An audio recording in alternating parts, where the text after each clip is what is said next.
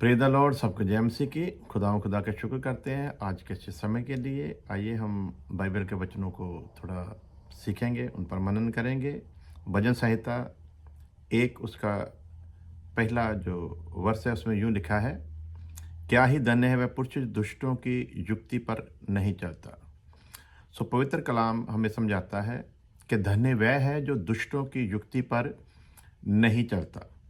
यानी कि जो दुष्टों की युक्ति पर चलता है वो धन्य नहीं है, और जो दुष्टों की युक्ति पर चलता है परमेश्वर उससे प्रसन्न नहीं है। और जिससे परमेश्वर प्रसन्न नहीं है वो कभी भी परमेश्वर से आशीष और बरकत को नहीं पा सकता। इसलिए परमेश्वर के साथ संबंध बनाने के लिए सबसे पहला जो मुख्य काम है वो हमें ये करना है कि हमें दुष्टों की युक्ति को छोड़ना है, दुष्टों की युक्ति पर चलना नहीं है, क्योंकि दुष्टों से परमेश्वर घृणा करता है। दुष्टों से घृणा करने का कारण ये है कि वो अपने जीवन को दुष्टता में ही गुजारना चाहते हैं। वैसे तो बाइबल का वचन कहता है कि तौबा करो और वापस आओ, मैं तुम्हें अपना लूँगा। सो उन दुष्टों से परमेश्वर घृणा करता है जो दुष्टताई से बाज नहीं आना चाहते। परंतु यदि दुष्ट मुड़े और अपना जीवन परमेश्वर को देने के लिए तैयार हो और अपने पापों से पश्चाताप करने के लिए तैयार हो, तो परमेश्वर उस दुष्ट की सारी दुष्टता को साफ करके उसे अपने साथ मिलाता है। सो पहला मतलब यह है कि धन्य वह पुरुष है जो दुष्टों की युक्ति पर नहीं चलता और ना पापियों के मार्ग में खड़ा रहता है। दो बातें हमारे सामने आती हैं। एक तो युक्ति पर नहीं चलता, दुष्ट जो भी युक्ति बनाते हैं, जो भी प्लानिंग करते हैं उन पर नहीं चलता।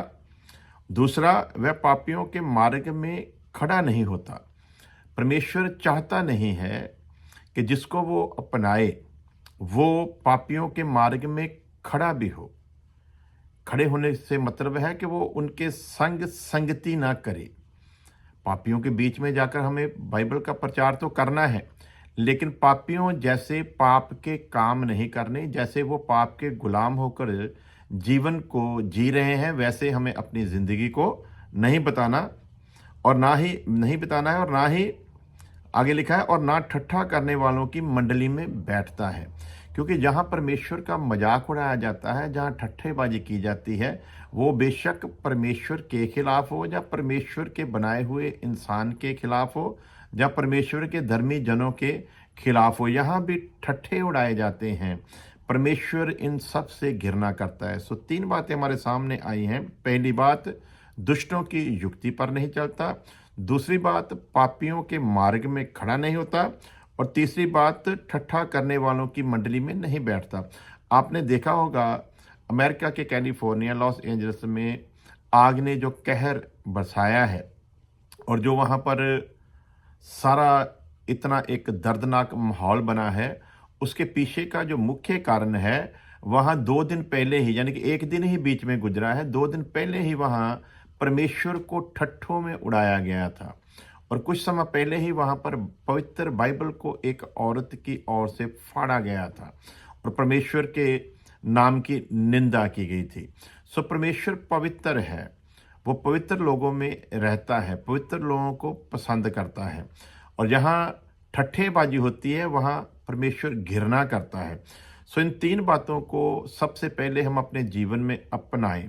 यदि इन तीनों बातों को लेकर हम अपने जीवन को लेकर आगे चलेंगे तो परमेश्वर हमारे संग बना रहेगा और जो भी प्रार्थना हम उसके आगे करेंगे परमेश्वर उस प्रार्थना को सुनेगा और उस प्रार्थना का जवाब भी अवश्य देगा। बेशक देर हो लेकिन अंधेर नहीं होगा।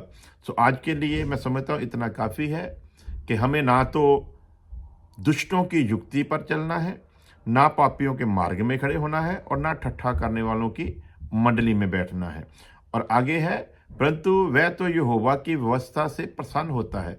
जो परमेश्वर की व्यवस्था से प्रसन्न होता है परमेश्वर उससे प्रसन्न होता है। सो परमेश्वर को प्रसन्न करने का सबसे बढ़िया तरीका है कि हम उसकी व्यवस्था पर चलें। यदि हम उसकी व्यवस्था से प्रसन्न हैं, उसकी व्यवस्था पर चलते हैं, तो परमेश्वर भी हमसे प्रसन्न है और हमारे संग चलेगा। खुदा आप सबको बड़ी आशीष और बड़ी बरकत दे। आज के दिन पर आशीष मांगते हैं। परमेश्वर आप सबको अपने फजल भरे हाथों में संभाले और आपकी ज़िंदगी की सारी ज़रूरतें उसके हजूर से पूरी हों। सबको मेरी ओर से जय मसीह की।